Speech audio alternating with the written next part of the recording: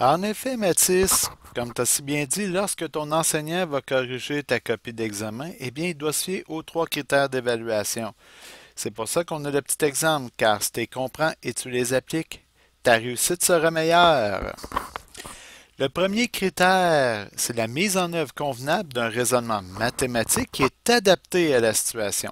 Je te donne un petit exemple. Tu as un triangle ABC, puis on te demande de trouver la mesure du segment AB.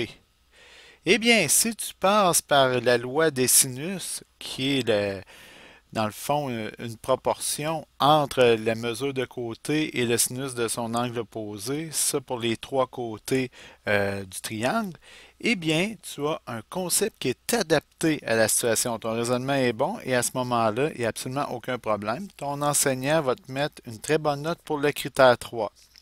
Cependant, si tu utilises le rapport sinus, eh bien là, ça va pas bien car si tu remarques, ton triangle n'est pas rectangle.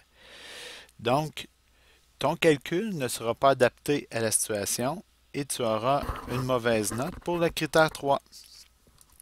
Maintenant, le critère 2, c'est l'utilisation correcte des concepts et processus mathématiques appropriés. Autrement dit, tu as déjà trouvé le bon concept mathématique, il faut que tu l'appliques comme il faut.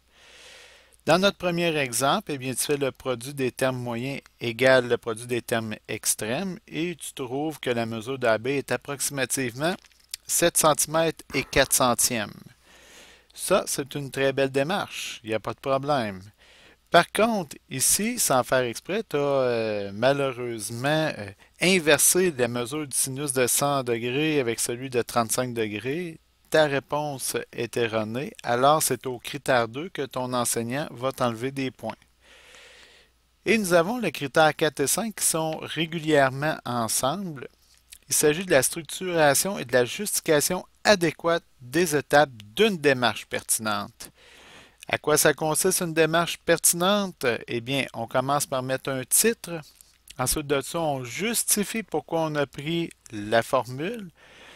On fait des calculs qui sont somme toute très clairs, donc une bonne structure pour aider l'enseignant ou l'enseignante à bien comprendre ce qui se passe dans ta tête lorsque tu calcules. Et finalement, tu indiques clairement ta réponse.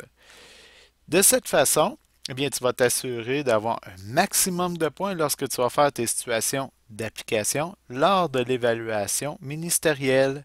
Là-dessus, eh bien, je te souhaite un bon cours.